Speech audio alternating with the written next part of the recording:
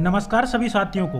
साथियों, मैं आज लेके आया हूँ आपके लिए एक ऐसी प्रेरणादायी कहानी, और कहानी का शीर्षक है कि हिरण की बुद्धिमानी।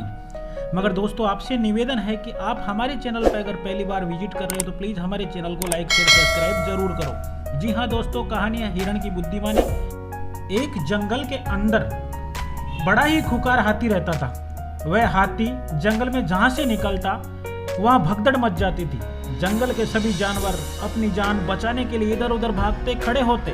इस भागदौड़ में बहुत सारे तो जानवर अपनी जान भी गंवा बैठते थे। इस जंगल में अनेकों जानवरों की अपेक्षा ज्यादातर छोटे मोटे हिरन थे, और जंगल की इस भागदौड़ में सबसे ज्यादा यही हिरन हाथी के पैरों के नीचे कुचले जाते थे। इस वजह से हिरणों का जंगल में रहना काफी मुश्किल होता जा रहा था। अतः इस समस्या से छुटकारा पाने के लिए हिरणों ने एक सभा बुलाई, और हाथी से छुटकारा पाने के बारे में काफी विचार करने के बाद में अंत में एक बूढ़े और अनुभवी हिरण ने यह प्रण किया कि वह अपने बुद्धि बल से हाथी से आपको छुटकारा दिलाएगा।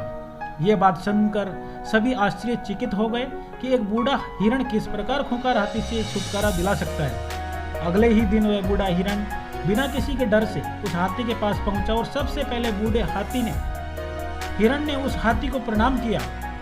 और हाथी बड़े ही आश्चर्य से हिरण की ओर देखते हुए बोला, कहो तुम्हारा यहाँ कैसे आना हुआ?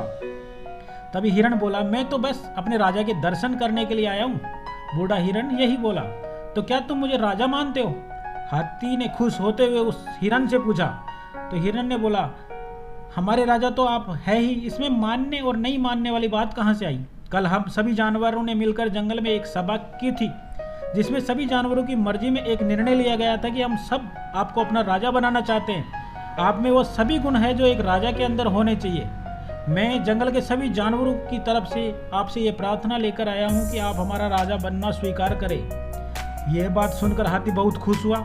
वह मन ही मन सोच रहा था कि जानवर मुझसे बहुत डर गए, इसीलिए उन्होंने मुझे अपना राजा मान लिया है। तभी बूढ़ा हिरण बोला, आप मेरे साथ चलने का कष्ट करें महाराज। सभी जानवर आपको राजा के रूप में देखना चाहते हैं। उन लोगों ने सब तैयारी कर ली है, आप जल्दी से चलिए, अपना राज तिलक का करवा लीजिए।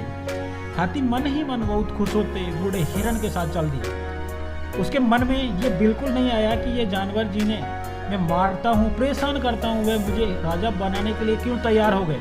जबकि उधर बूढ़ा हिरण मन ही मन बहुत खुश था कि हाथी उसकी चाल में फंस गया।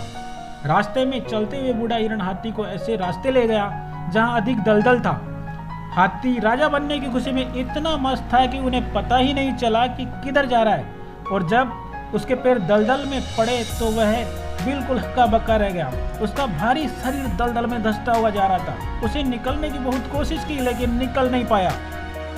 बूढ़े हिरण ने मुस्कुराते हुए देखकर वह समझ गया था कि उसके साथ चाल चली गई है, लेकिन अब देर हो चुकी थी। हाथी दलदल में फंसकर वहीं मर गया, और जंगल में खुशहाली का माहौल छा गया। दोस्तों, इस कहानी से हमें ये शिक्षा मिलती है कि हमें कभी भी अपने दुर्लभ और दुर्बल व्यक्ति को कभी भी नहीं सताना चाहिए। और इस कहानी से ये भी शिक्षा मिलती है कि चाहे आप कितने भी ताकतवर हो, अगर आपके अंदर बुद्धिमानी है तो आप उस ताकतवर इंसान को झुका सकते हो। जिस प्रकार से एक बूढ़े हिरण ने अपनी चापलूसी से, अपनी बातों से, अपनी बुद्धि से एक बहुत विशाल काय हाथी को नतमस्तक कर दिया और उसे धूल चटा दी, मार दिया। जी हाँ दोस्तों, कैसी लगी ये छोटी सी कहानी? अगर आपको अच्छी लगी तो हमारे चैनल को लाइक शेयर सब्सक्राइब जरूर करें, ताकि आपको मिल सके कुछ ऐसे ही प्रेरणादायक वीडियो। तब तक के लिए जय हिंद।